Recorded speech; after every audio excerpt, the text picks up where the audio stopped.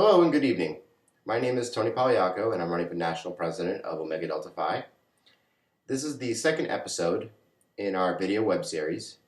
The goal of this web series is pretty straightforward.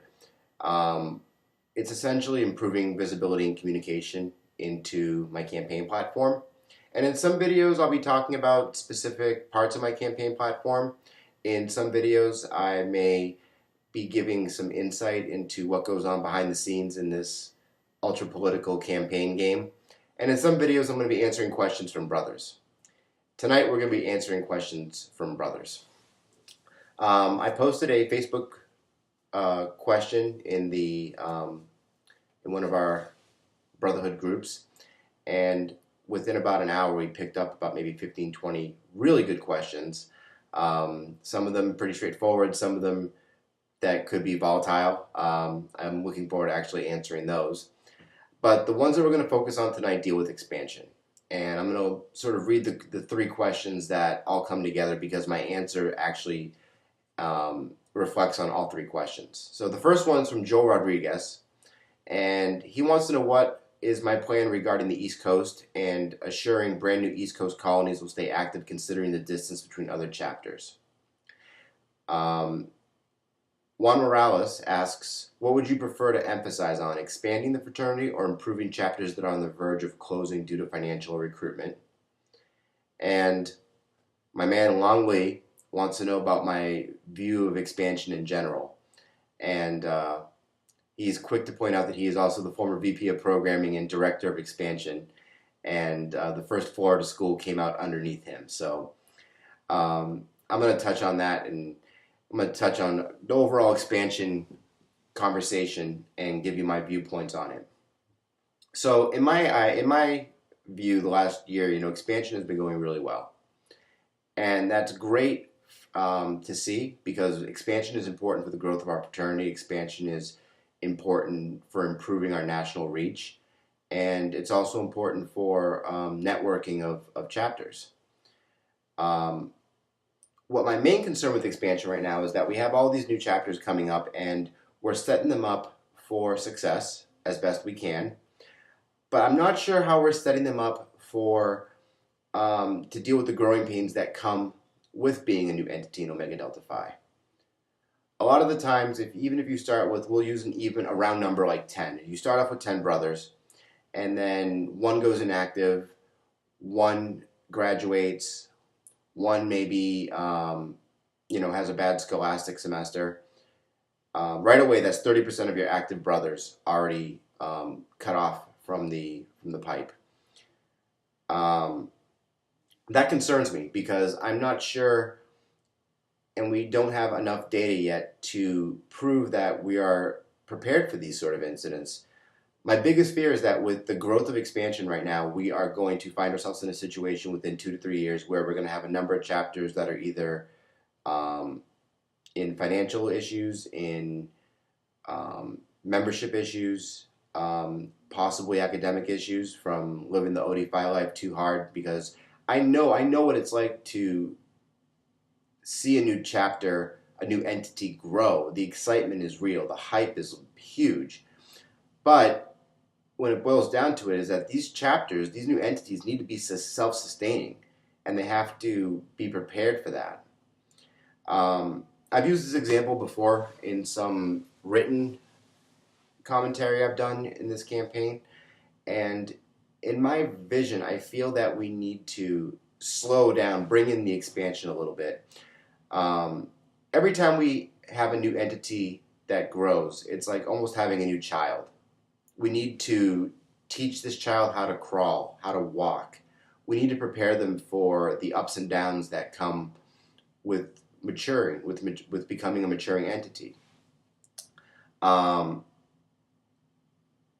wouldn't have, me personally, I wouldn't have another child unless I knew my first child was at least being raised in a way that I knew that he or she was going to be okay. I feel the same way about expansion. I feel that we need to make sure that we're being very tactical in where we're expanding and who we're expanding with, and not just for the sake of saying, look how many new universities we're at.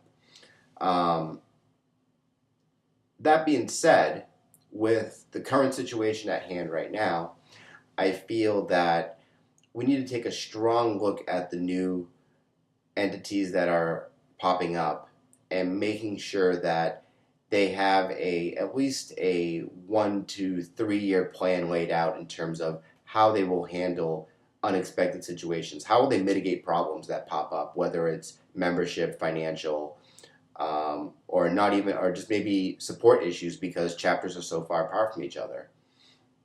On the West Coast, it's pretty easy when you're in the Southwest and it's always sunny and there's no problem with weather and you can drive from Phoenix to California or Phoenix to Vegas and it's not that big of a deal. On the East Coast, I'm from the East Coast. I'm from Boston originally, so I know what goes on the East Coast. In those winter months when it's like 5 feet of snow and you want to be able to go and see your brothers at another university, sometimes those resources are not going to be there because the drive is just too dangerous.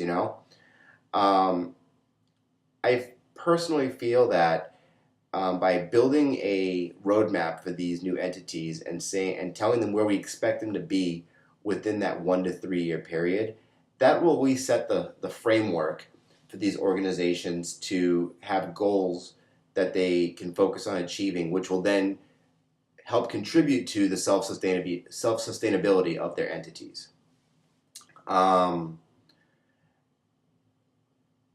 So to directly answer Juan's question is that I think improving the chapters is where we need to be putting our focus on right now with slower expansion.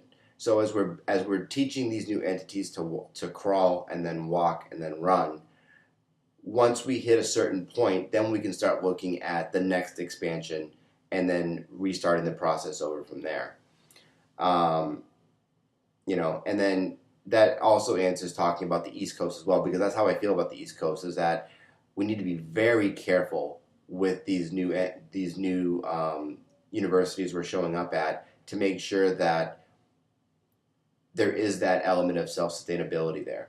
Now, I got into this conversation actually on Facebook with Latif about this, and Latif has been doing a great job with helping with expansion.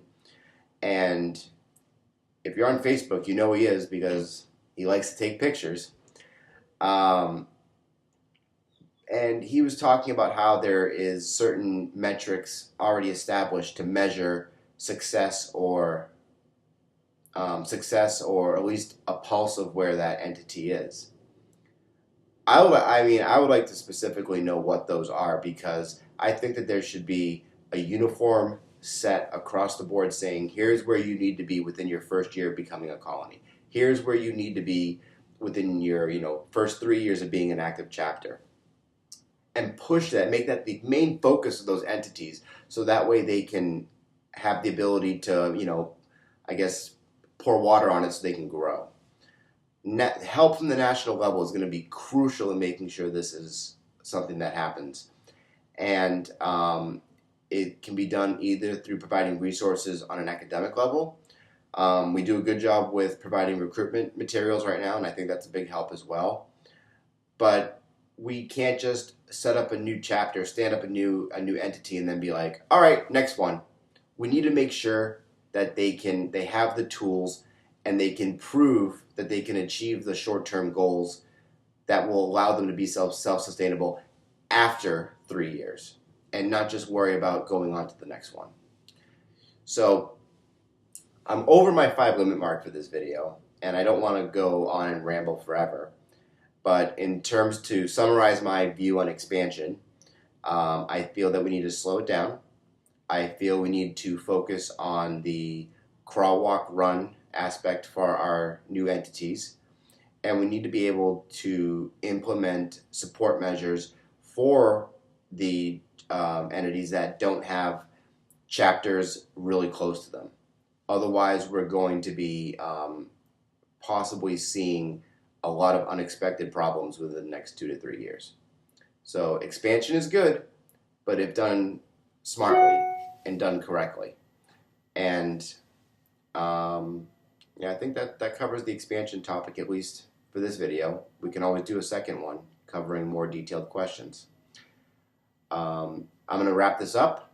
I appreciate your time tonight. Thank you for sticking with me for 10 minutes.